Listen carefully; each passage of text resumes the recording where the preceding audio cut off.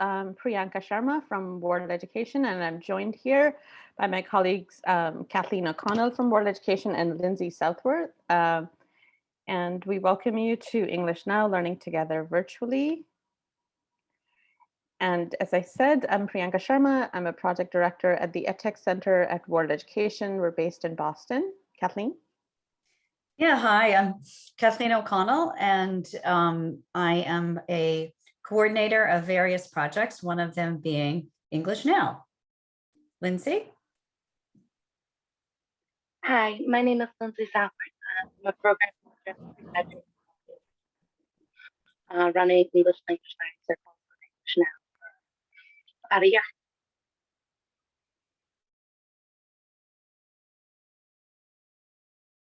Again, welcome everyone. And as we get started, the plan for today that we have is tell you a little bit more about context, overall context of, and some history about learning circles, and go a little deeper into how it's implemented in different programs in different states, and also introduce you to some resources that we have in case you're interested in starting one of your own. And if you already have a learning circle, we would love to know about that too. Kathleen, do you want them to start chatting something in the chat as we get started? Yes, if you could chat your program name and what your role is, and also if you do have learning circles experience, we would love to hear about that too. Yeah, so feel free to share so we know who's sort of in our virtual room. We would have been super excited to have, and talk to you all in person, but soon. I just wanted us to get started off by talking a little bit about how the EdTech Center at World Education, we have been piloting learning circles in different contexts in different states. We first learned about this model from an organization called P2PU. Some of you might know about them. It's called Peer-to-Peer University. They started doing learning circles in this way in libraries some time ago, and they continue to still do a lot of learning circles in libraries. So one of us will sort of put in their website. So if you are in a library, their resources are also excellent to check out. We sort of took that idea and thought how it could be implemented in an adult education context, because the idea of peer learning, of peer supported learning, is something that I think is close at heart for all of us. And so we kind of got started with that process in 2017, and over multiple years of refining the model, working with different institutions, CBOs, adult education programs, community colleges. Like, we have a wealth of resources that we want to share with you, and a wealth of learnings, and please don't do that sort of things as we present this idea to you. So what is an English Now Learning Circle? I'll sort of talk about this slide and hand it over to my wonderful colleague Kathleen, we've been working together on this project for multiple years. As you think about learning circles, I mean, as Kathleen always says, like, it's not a new, it's not a novel idea that, all of us who are teachers have learned about it, have practiced it, have implemented it in different ways. But what we mean when we talk about learning circles, well, one, most of the learning circles that we have closely worked with have been focused on English. But that's more a function of our funder, the Dollar General, and general programs that are part of our cohort. But what we mean by learning circles is a facilitated online and peer-to-peer learning. So something that we have been able to do for multiple years is have in-person learning circles at programs, at libraries, at other institutions. And as the pandemic hit last year, we kind of switched them to a virtual context, and you'll hear a lot more about that from Kathleen and Lindsay. And what we tried to do was really think about, from a sustainability perspective, and also just from an innovation perspective, where is it, like, what are sort of like the pain points or challenges that a lot of programs are having, and where can learning circles really be the solution to an issue? And what we found was that, especially as we got started in the New England area, like a lot of programs at that time had wait lists, like long wait lists from like 60 to 600. It was kind of staggering. And so we wanted them to really think about learning circles and finding ways of offering a lighter touch English learning environment for learners who were, for one reason or another, not able to attend regular classes. And I think I'm sort of talking in generalities here, and Kathleen will go a little deeper as to what learning circles look like. But we really wanted it to be a solution to something that people were already having, so that it doesn't seem like another sort of burden that people are trying to implement, and something that doesn't sustain with the program and doesn't grow the program services and increases impact. And so our project goals were more around expanding access. A lot of learners we found, since most learning circles happen once a week, we found a lot of learners that is exactly the sort of the intensity that works for them, and they were able to supplement their learning through online course content.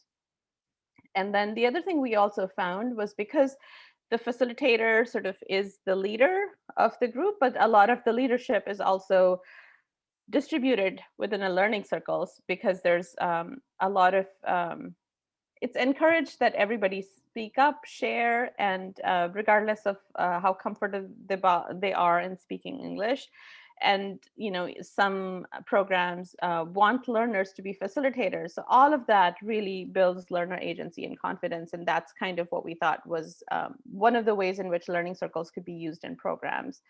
And then lastly, I talked about sustainability, but lastly, we really wanted this to be a way of increasing learners' comfort and expertise, because a lot of the learning content, be it English language learning or something else, we want that to be online, so that the facilitator is more of a leader and not a teacher, and then learners are able to go online and be effective learners when it comes to using technology, in terms of expanding the resources that they use to continue their learning. Kathleen? Yeah, hi. So this is our basic model. And this has been the model, from, back in the before times when we were meeting in person. And programs have, sort of altered this a bit. We will discuss more what programs have done over the past year in the virtual classroom. But so this was a model. So the learning circles meet anywhere from 6 to 12 weeks. It really depends on the program and what the program schedule looks like and how this fits in. The timing too, when programs were meeting in person, I think 2 hours was a pretty good time. Now it's actually with a virtual learning circle, if learners are doing work outside of the learning circle, can be an hour, say an hour to an hour and a half.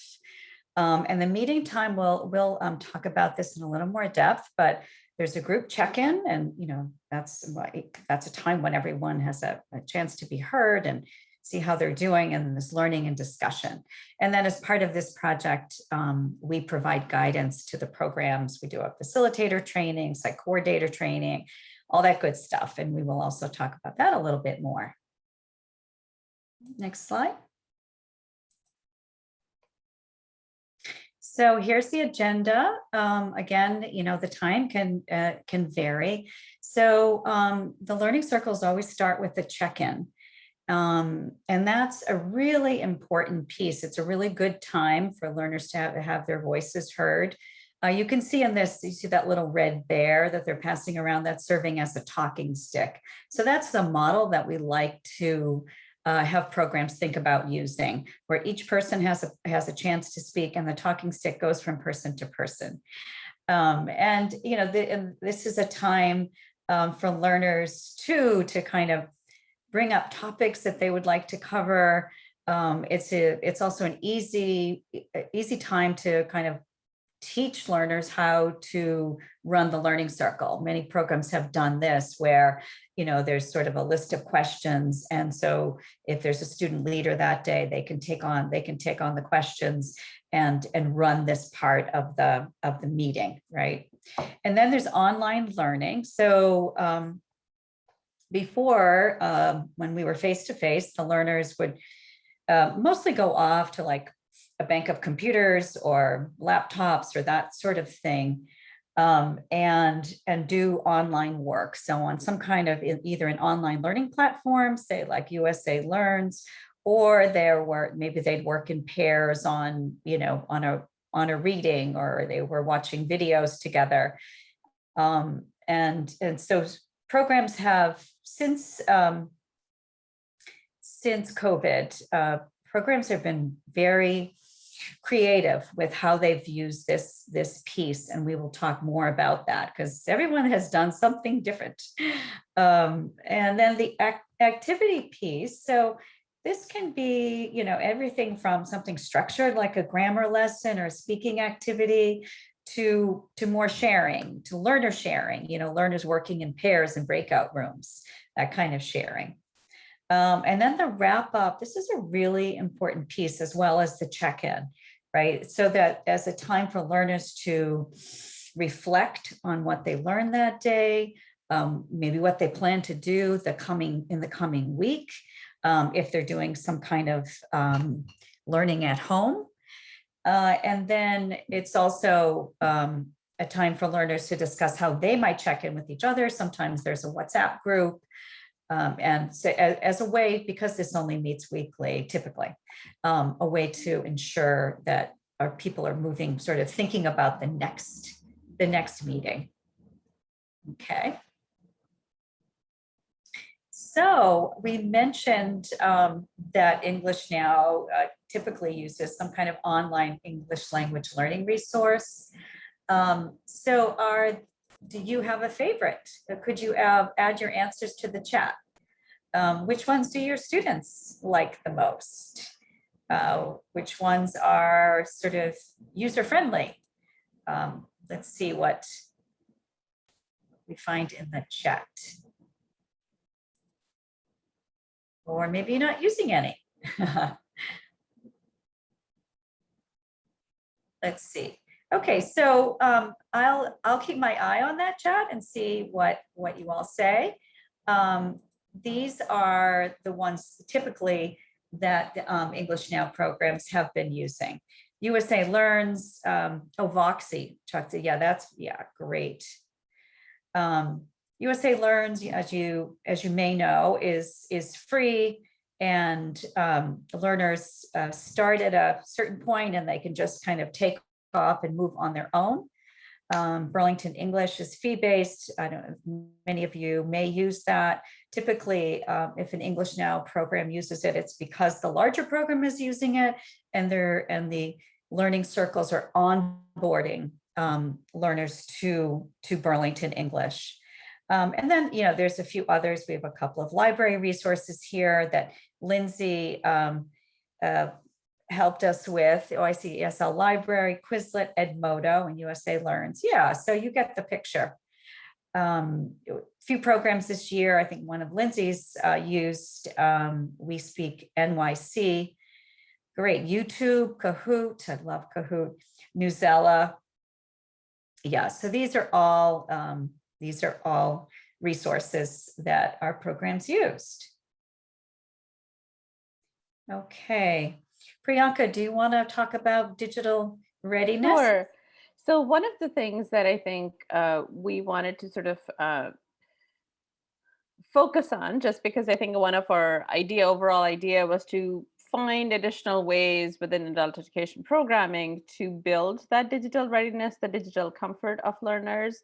And this was pre-COVID, so the sort of the pre-pandemic area, like where we wanted learners to be comfortable learning online and being able to discern good resources from resources that might have that might be a little bit more, I want to say, like ad intensive and not as good in terms of their pedagogy of teaching English and all that. So we wanted to drive them to resources, some of which that have been mentioned in the chat, some of the others that we used, that the programs used for learning circles.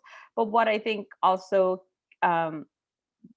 came about very much so right at the beginning, is this idea of, oh, can we just learn in the traditional way and not learn online?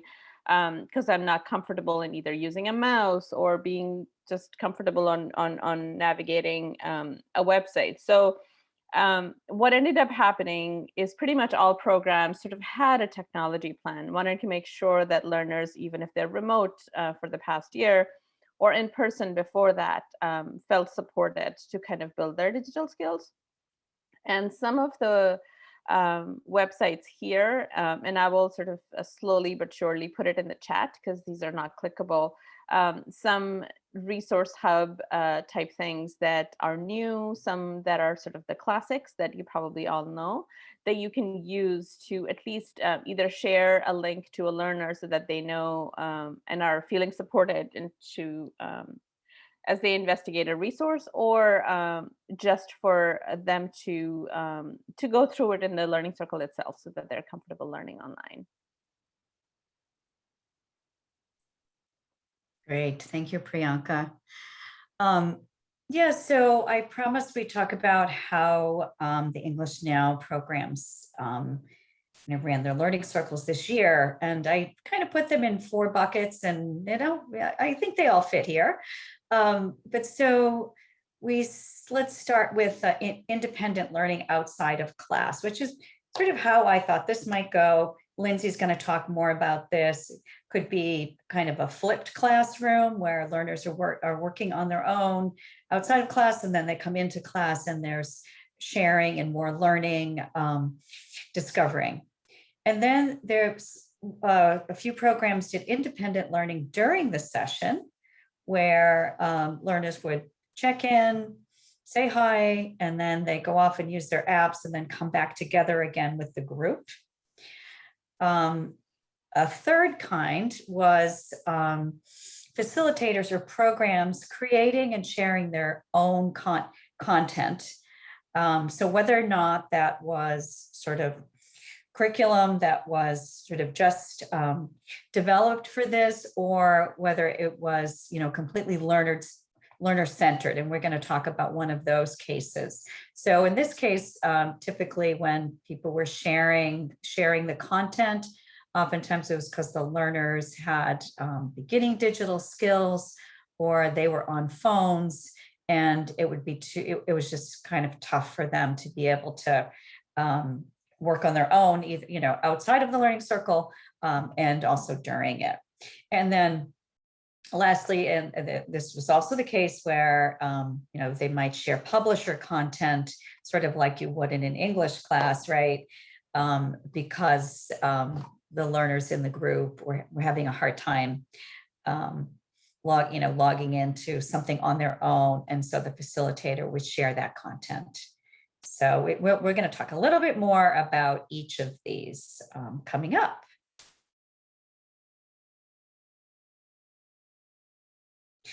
And then we wanted to bring this up, what's the difference between a learning circle and distance learning? Well, for one thing, in a learning circle, it's all about kind of building the learner's confidence, having learners share with each other, and kind of examining what it is they're learning, finding that other people have the same questions. Oh, I was stuck on that too. Oh, this happened, or I learned this, and sort of basking in the glow of their peers, of what they've learned. And then also what we really like to build in is this kind of ownership of the learning circle, where learners take on leadership opportunities and feel like they are they are driving the learning circle. They're driving the content. They're driving sort of how the other learners relate to each other. We have some that have very active WhatsApp groups going. And we also, what programs have been telling us, one of the kind of the differences between this and a regular class even is it's just a little more mellow and relaxed. Like it's, people are not working towards, say, the college and career readiness standards. It's sort of outside of that. And then learners who are kind of off and running and able to use online learning can spend as much time as they like outside of the learning circle doing that. But this is a time to kind of, build that support. And we have a nice quote here from Lindsay. Maybe we will hear more about that, the kind of the democratic space that happens in a learning circle. So are there any questions before we go any further?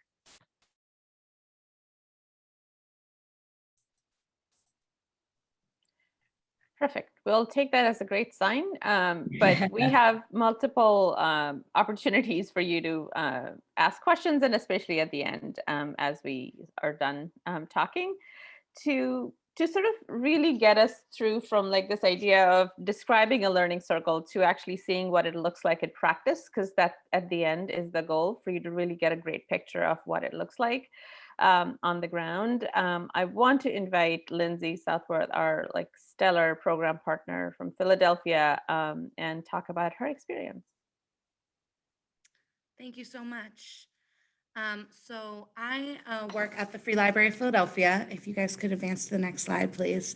And I am at a center in our central library called Languages and Learning Center that was created in 2019 to support the individual learning goals of Philadelphia adults.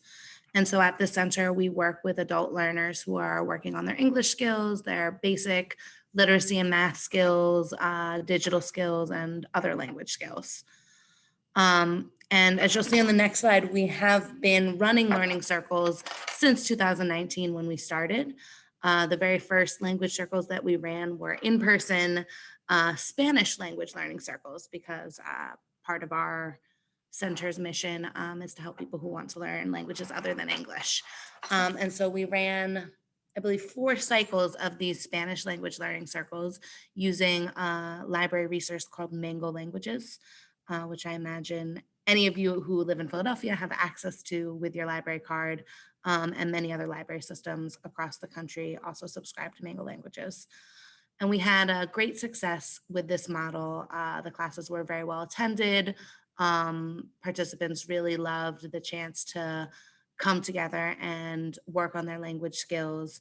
And one of the things that learning circles really help with is increasing completion rates of online courses.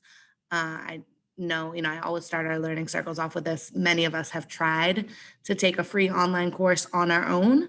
And I think found that without the structure of a class and the accountability and motivation that comes from other people doing the program with you, you often just are like, oh yeah, remember when I was going to learn Mandarin on Duolingo and I, did it for 2 weeks and then forgot about it. So people really appreciated being part of our Spanish language learning circles to actually make their way through, several units in a course on learning Spanish. And then we began our partnership with English Now, and then the pandemic happened and all of our programs switched to virtual. So our experience with virtual learning circles has included 2 writing for English language learners learning circles that we completed virtually in the fall of 2020 and the spring of 2021 using Universal Class. And I'll go into a lot more detail of how that program worked. We also did something this past winter and spring with We Speak NYC as a virtual learning circle. And that's a really wonderful resource that is free to everyone, regardless of, what city you live in or what library resources your city subscribes to. So I'd recommend checking that out. I'm happy to answer more questions about it. And then we also have kept our world language learning circles going virtually. We now have volunteers who are teaching beginning French, Spanish, Russian, Japanese, and Mandarin using Mango Languages in a virtual format. So I thought for the next slide, I could share in detail how we did our writing skills for English language learners class to give you, it's like a practical format for how this virtual learning circle operated. So the e-learning platform that we used for this course is Universal Class, which is another database that the library subscribes to, that you may or may not have access to depending on what city and what library system you're working with. But it's a repository of like, hundreds of online classes that you can take for free. Generally, the lessons have a text that you read, and then they have assignments that you do, like a multiple choice quiz about the text, and then usually like a writing exercise connected to what you learned. And you even have a online teacher who is grading your assignments and emailing you and giving you feedback. Although we found the level of feedback that you get for the course can vary a lot by teacher. So one of the courses on this platform is a course called Writing Skills for English Language Learners, or maybe it's called Writing Skills for ESL, but we use ELL at the library as our term. So we decided to use that course as a platform for helping English language learners work on their writing skills. The library often offers conversation classes, but writing was an area we found that a lot of our learners were interested in improving in. And so we were able to use the Learning Circle format to offer this instruction for English language learners on writing. And the way our course would work was before each meeting, participants would complete the online lesson on their own and the accompanying activities and quizzes connected to the course. And I facilitated this course, so people had my email if they had questions that came up as they were working on the assignment or working on the lesson. And then we would come together every week to check in about how that lesson went and do some activities to support our learning on whatever the topic had been for that lesson. So a format like Kathleen would say, we would come and everyone would check in. How's your week going? Oh, this week we were looking at verb tenses. And so we might check in on a question like, are there different verb tenses in your language? And we talk a little bit about the difference across the world in terms of how verb tenses work. And then we would do an online learning section. So we would, I would ask if anyone had issues with the Universal Class platform. We'd explore some of the different features that the website had so that people knew how to really make the most of the online learning platform. And I would share additional online resources for writing and English language learning. We might do like a practice online quiz about verb tenses if that had been the topic for the week. And then we would have the bulk of our class time dedicated to an activity that would be whole group and small group discussion of the writing samples that we had done as part of the assignment for Universal Class. So again, going with the verb tenses example, maybe Universal Class's assignment was to write 10 sentences using different verb tenses and making sure you have subject verb agreement. So then I might share a sample text and we'd identify, oh, what are the different verb tenses and how do you know in which case you need to use which type of verb? And then we would use breakout rooms to break out into groups of usually 3, and participants would screen share and share their own writing. And they would look through each other's examples and, identify the verb tenses, talk about if there were any mistakes or questions they were finding, and really share with each other and learn from each other about the topic that they had just spent the week practicing with Universal Class. Then we'd come back together for another whole group discussion, and people would share if there had been like an example sentence they couldn't figure out or couldn't agree on what was the right verb to use, or something that one of their classmates shared with them that they thought was really helpful or important and they wanted to share again with the group. And then we would check out talking about, like Kathleen mentioned, sort of synthesizing what we had learned in that lesson, and then maybe talking about, okay, the next week's topic is going to be on punctuation. What are some common punctuation mistakes that you often make writing in English? And we'd sort of share with that. And I'd also share with students, okay, so the assignment for this coming week is to complete chapter 4. The writing activity for chapter 4 is going to be to correct this paragraph that has punctuation mistakes. Please save your answers so you'll bring them to class and we can look at them together. Please feel free to add in the chat or unmute in a moment and let me know questions you have about this. But we found, if you'll go to the next slide, Priyanka, we found that students really, really enjoyed being part of English language learning circles, especially this year during the pandemic. One of the things that we found with almost all of our virtual programming is that people were so grateful to be able to continue being connected and forming community and meeting new people and working on their language skills at a time when so many of us were at home and isolated. And social isolation is a big issue for many English language learners in Philadelphia. And so being able to get together on the computer every week and share with each other and learn from each other, I think was really important. It was an important part of my getting through some of the isolation and social distancing. And as you can see in some of these quotes, participants really enjoyed that connection piece. I think they also liked the atmosphere of getting to learn from their peers, learning about other cultures, and also learning about different writing topics and grammar topics. You know, we had a wide range of students in our program, from people who had been, who were PhD students working on their dissertation, to people who had joined the class because they wanted to, write more grammatically correct Instagram captions when they were sharing in social media in English. And so there was a really just diverse group of writers and learners, and they enjoyed, I think, learning from each other, getting to know how to use universal class as well. Many participants, after our learning circle ended, decided that they wanted to take another class on universal class just on their own.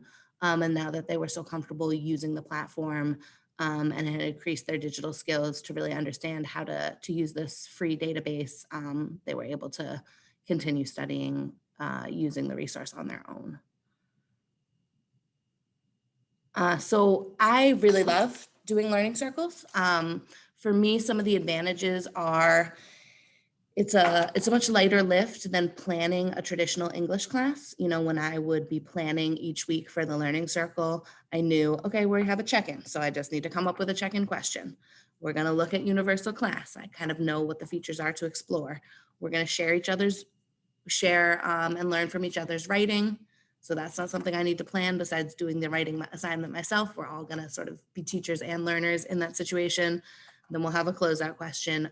So I got to really focus on the community and learning myself.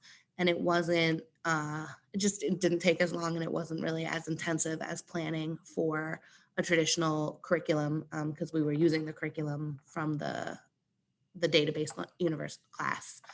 I also really, really loved how we all became teachers and learners in this space. One of my sort of group norms for the learning circles is like, no one knows everything, and together we know a lot. After I did the basic writing skills for English language learners, participants loved the class so much they wanted to take another one. So I did a more advanced, just writing 101 improvement class that was on universal class. And absolutely some things would come up. You know, I'm not a great writer myself. And so things would come up where I would definitely be learning, and we'd be exploring this together. Oh, the teacher says, don't use ly adverbs in your descriptions because it makes things, I don't know, too flowery or too complicated. And we'd sort of debate, oh, do you actually agree with that? Are there some cases where we should be doing it? And I would say, I'm not the professional writer or the professional writer teacher. This is how I understand it. People would explain how they understand it. And we learned so much from each other. I love that it helps people increase their digital literacy skills. And like I was saying before, become more comfortable with whatever database we're using. At the library, we have a lot of databases that a lot of members of the public don't know about or don't feel really comfortable using.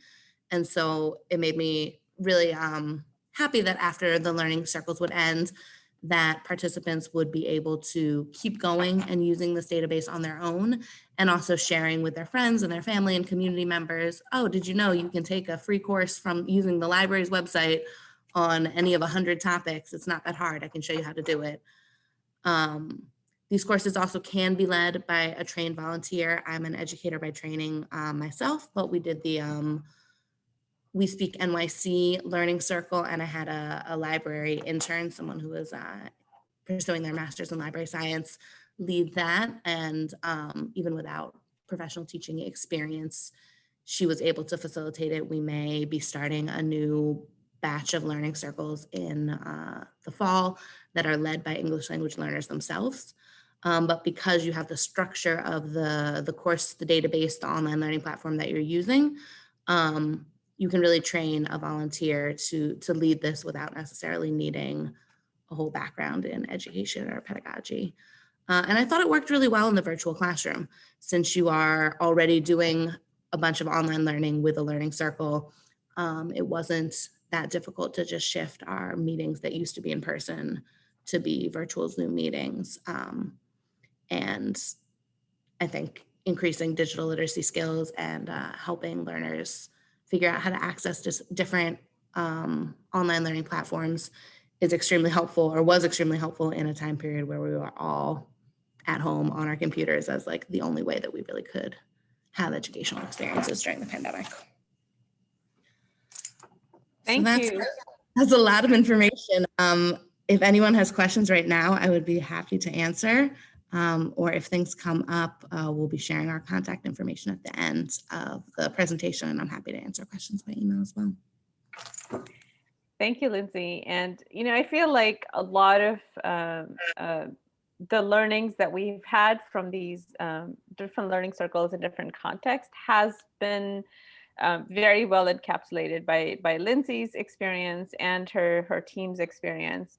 We also want to present a little bit on how the learning circle model is flexible. I feel like even within the different learning circles that Lindsay's library has offered, it's not the same. It's sort of more catered to what the needs are, what their anticipated outcomes of the particular learning circle are, and who they are serving, or who's leading the learning circle. That it offers a lot of flexibility to sort of make it your own and customize it so that it serves the learner's interests and what they need to know.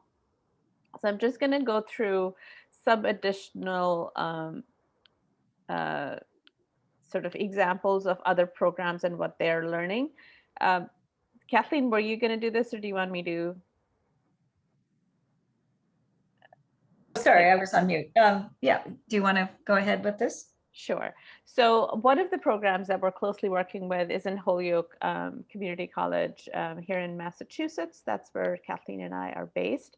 And what they have been doing is they really are using this as a way to sort of really look at their waiting list, clean it out, you know, because some folks might be there that don't need those services anymore for multiple reasons, but then also feel like the adult education program there is a go-to place, and they don't necessarily have to wait to get to the classes that they want to attend to learn English. So they have been really whittling down their wait lists. But then also what they're finding is that a lot of their learners were on wait lists just because they wanted something that has less intensity. That's not 3 days a week or 2 days a week, and something that's once a week, and sort of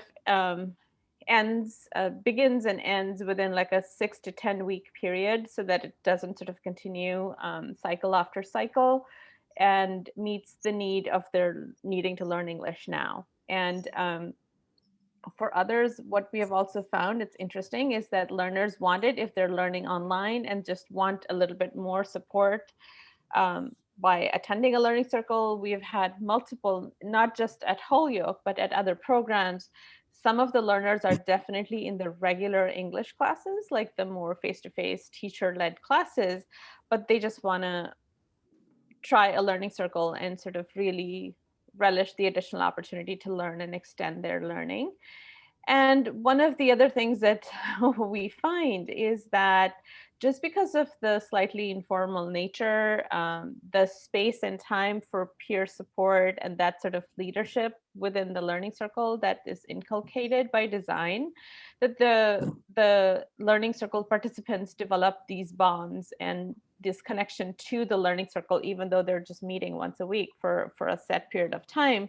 But they're also sort of really paying attention to how they're learning best, helping each other as they're learning together, and developing that sense of community. And I think from our perspective, the programs that are on the call today is this whole idea of developing a connection with the adult ed program or the library or the community college itself, and really feeding their identity as a learner. And of course, I think they're going to continue to offer some of this remotely next year. I'm trying to change the slide if it's going to behave. Oh, there we go. The other program, I think, was a labor management program in New York City. They did something that was quite innovative at the time, is that they worked with Cell Ed to develop a specific course for home health aides, because those were the learners that they were serving, and then used a mobile app to really be sort of like the core content for learning. And they tested the mobile app. They really did like a self-assessment for all the learners, making sure that they have the digital readiness to succeed. And so the idea that I think here that we really liked and that worked really well for them is that they used Learning Circle almost as a vehicle to like pilot test a course that they were developing anyway, which had an online content, and they sort of brought it into their program, not using a regular class, but a Learning Circle model that gave learners more agency, and they were able to have deep learning from how to introduce a new resource into the class. Kathleen, you want to take this? Yeah, sure. So the TJ ACE program at Piedmont Virginia Community College did something, again, very different. So prior to the pandemic, the students were just using cell phones in the classroom. They didn't have a computer bank or anything like that. They were very active with Cell Ed. In fact, they were giving them feedback. They were teaching learners in the other classes how to log in and get the app and how to use Cell Ed. So very active in that. And so then, as it's like things change very quickly. And the learners were a tight group. And they found that what they really wanted was to find out more about what was going on, like what was going on with COVID. And where could they get tested, and so come to find out, they weren't sure what county they were in, etc. So they decided as a group that they would really like to have some guest speakers come in. So they formed this program. The leader of the group would reach out and contact, say for instance, I mentioned they had a question about testing. So they were able to get somebody from the local health department to come and speak to them. And so prior to that visit, they would do some prep work. The leader would show them, how she did the search, what the website was, how she contacted the person, and they would come up with questions. And then, there was the visit, and then after the visit, they would together write a thank you note, and one person would actually physically write it out and send it. So they did a lot of different speakers, and over time, as things got a bit easier, people got more comfortable, they ended up pursuing some of their own interest, like visiting a local park, that sort of thing. They're in a mountainous area, so and some of them hadn't really left the city, so they kind of virtually left by going to the park's website. So this was very different, and some people continued on their own at home using the Cell Ed app.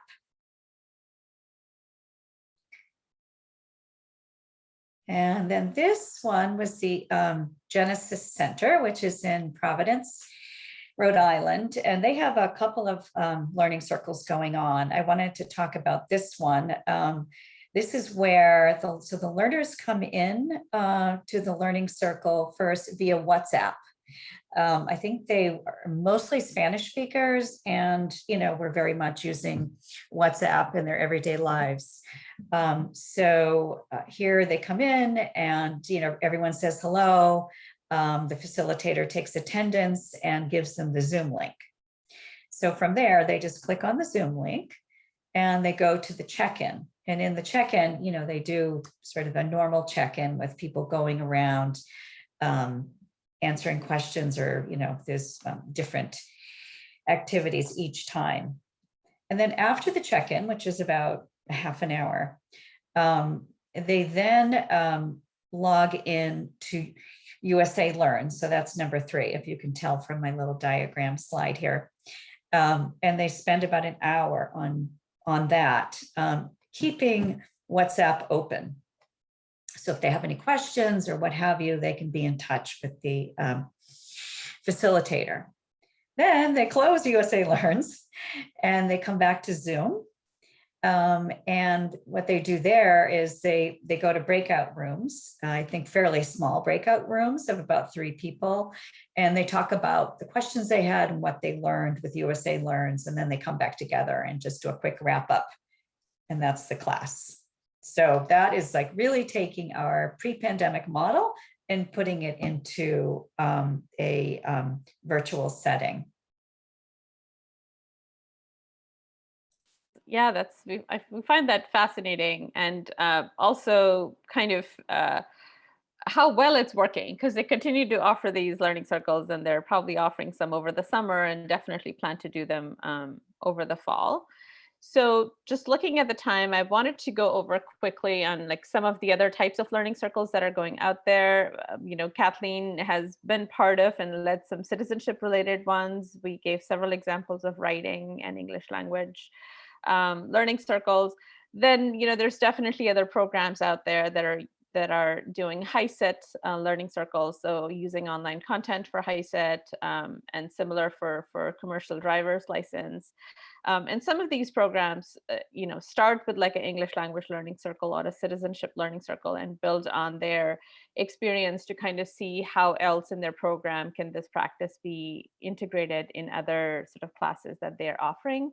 One of the other kinds of learning circles that we see very commonly in programs that are already offering theme-based or like English language learning circles is just offering this model for a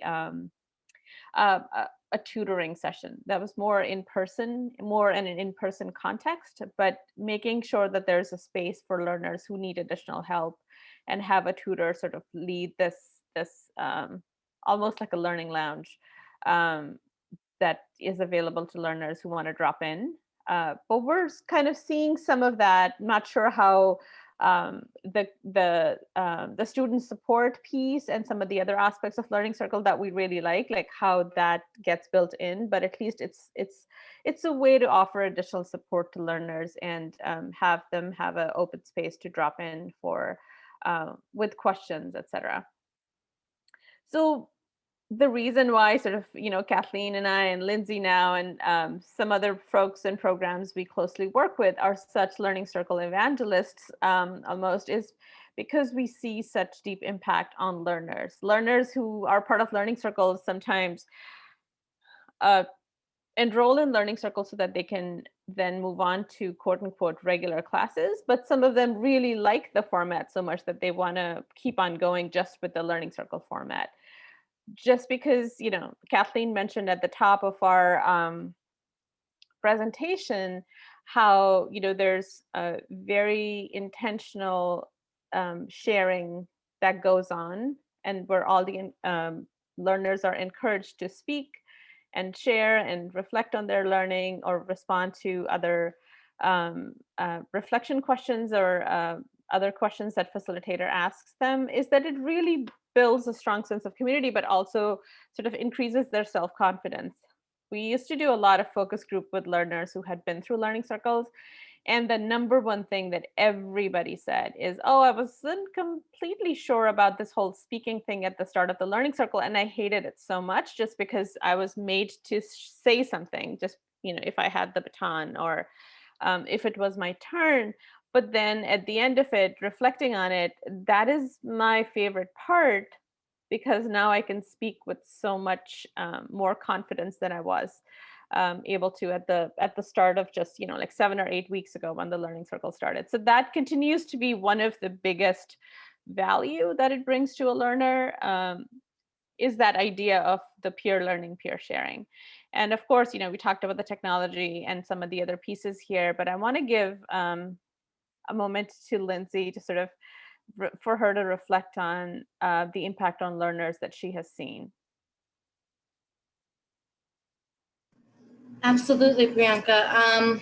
I think the combination, especially during the pandemic, of having our Zoom meetings and exploring the online learning resource really has supported learners in feeling more confident on how to participate in like a virtual and digital learning space and world that we've had during this last year.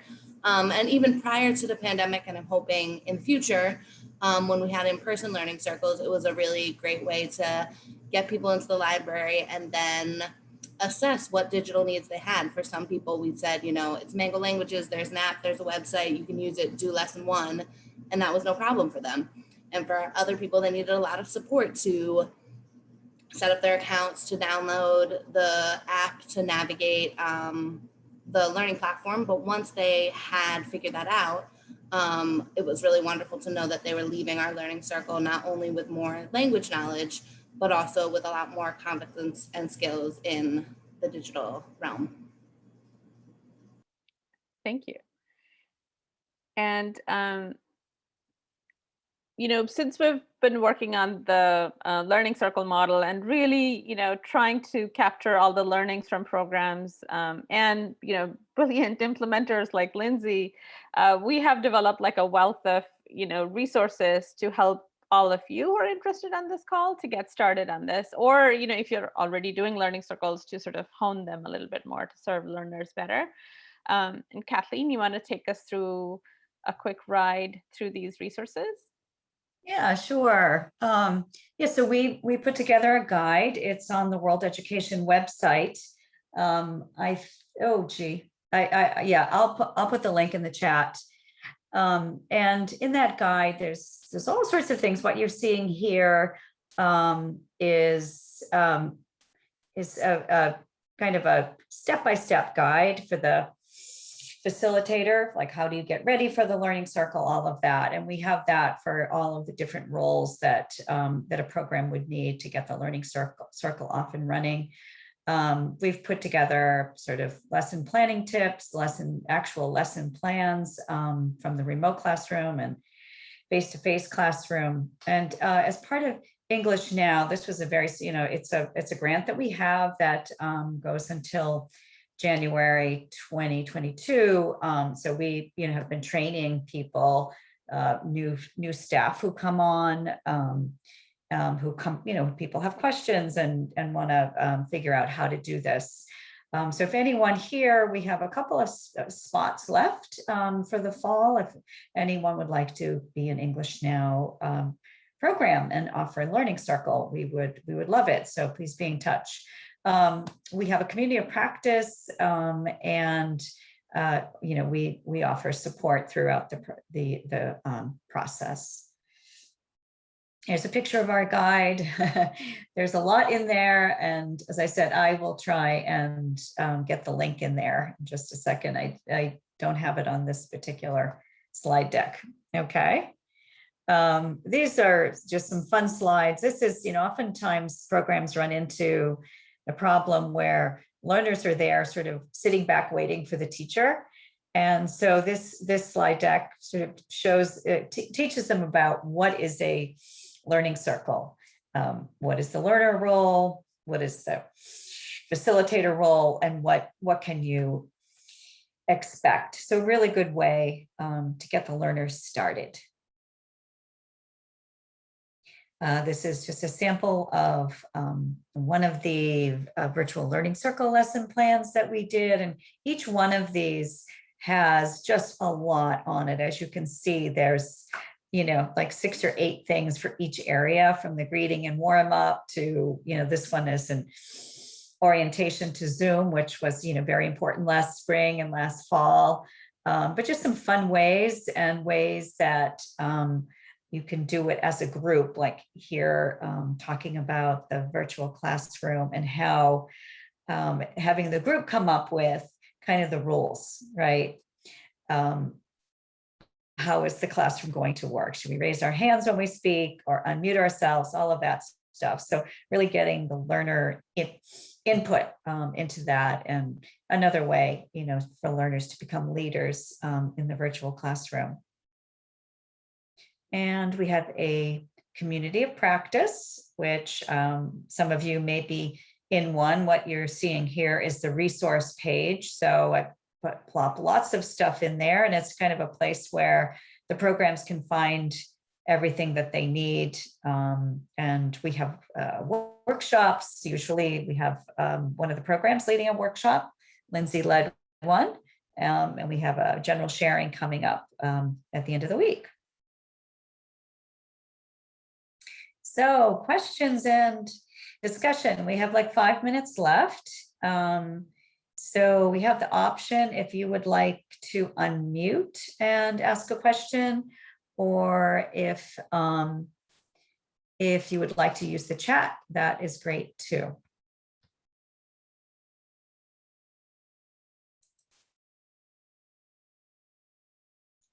Any questions? And have you used something similar to a learning circle in your program? What interests you about learning circles? Okay, what is the typical number of attendees? That's a good question. I think anywhere from, say, 6 to 12. I know when we were in person, we had one that was really big, and that seemed to work. They had, a big computer lab. But typically, I think, anywhere from 6 to 12. Now, I noticed there's someone on here who's in the corrections system, and I was thinking about that. I think that could be a very interesting place for a learning circle. I know that online learning can be tricky, but I know that there's sort of tablets and that sort of thing that are brought in, and learners might be learning on their own, maybe, some kind of high school equivalency program. So I was wondering about that.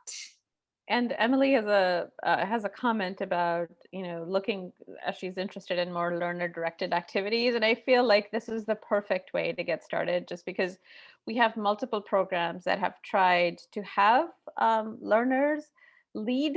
I think typically they have a facilitator start off a learning circle, and then a couple of weeks into it, they just sort of have one of the learners sign up to be the facilitator for next time around, giving them more agency, and also, like really giving them more control about how they want to run a learning circle and direct their own learning process. So this is, and you'll see some examples and ideas in the implementation guide. Mm-hmm.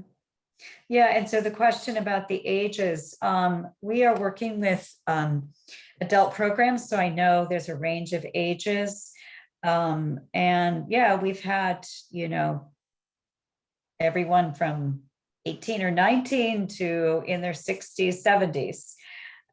So yeah, just a big range of ages. And no, I don't think anyone's done one based on age.